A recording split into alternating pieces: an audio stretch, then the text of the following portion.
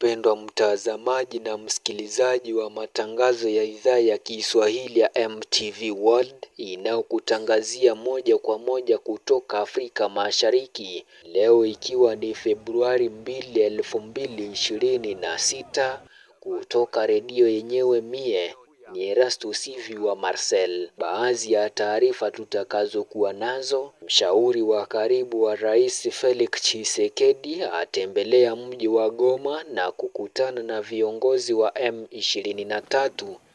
Claude Ibalangi. Tout ce qui est dialogue, on encourage.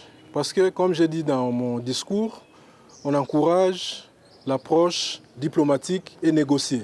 Parce qu'il n'y a pas une guerre qui se termine par les armes. Il n'y en a pas. Ça se termine toujours par un dialogue. Ça se termine toujours autour d'une table. Alors pourquoi on est en train de perdre le temps à investir beaucoup d'argent dans la guerre pendant qu'on peut dialoguer?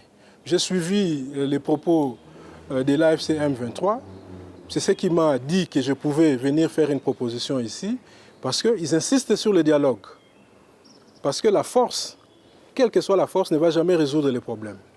Amesema lengo lake ni kuona amani inapatikana kwa njia ya mazungumzo kuliko utumiaji wa silaha. Donc d'un côté, il y a les gouvernements dont je suis issu. De l'autre côté, il y a les groupes armés, nous en avons plus de 130. De l'autre côté, il y a les partenaires régionaux. Alors, je me suis retrouvé au milieu. Le rôle du coordonnateur du mécanisme national de suivi, c'est d'assurer le suivi et la mise en œuvre. Donc, c'est-à-dire, c'est un arbitre.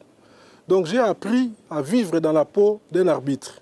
Pamoja na hayo, mkuu wa mkoa wa Kivu Kaskazini upande wa AFCM 23 Bahati Musanga Erasto apiga marufuku hatua ya watoto kuonekana katika eneo la uchimbaji madini, yaani katika migodi. Hospitali tunakuta hospitali watoto kidogo. Wazazi tunabalomba aba watoto kidogo baende ku masomo. Watoto kidogo haiko bakwenda mu makariere. Muko watoto benye habana 10 binaleta huzuni, binaleta huruma sana kuona watoto benye bako mwe ya kenza na bako na chimbura majiwe. Bazazi tunabalomba ababyeyi turukubasaba aba bana bato bari hano mubiyame kuja mu bintu byo gucukura amabuye. Turumvikanye? Tunasikirizana?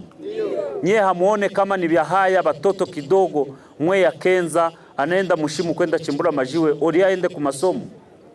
Batoto mubafundishe baende ku masomo, kwani masomo ni avenir ya kesho. Ya huruma kuko na bamama benye bako na mamimba.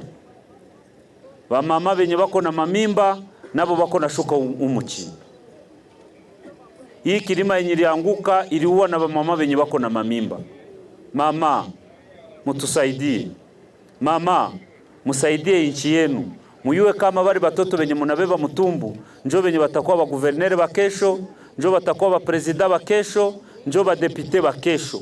Bari batoto mubasikirie huruma. Hii ni baada ya watu zaidi ya 200 kuripotiwa kufariki dunia katika mgodi wa Rubaya wilayani Masisi.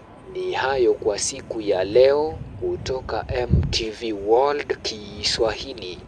Mie ni Erastus Sivi wa Marcel.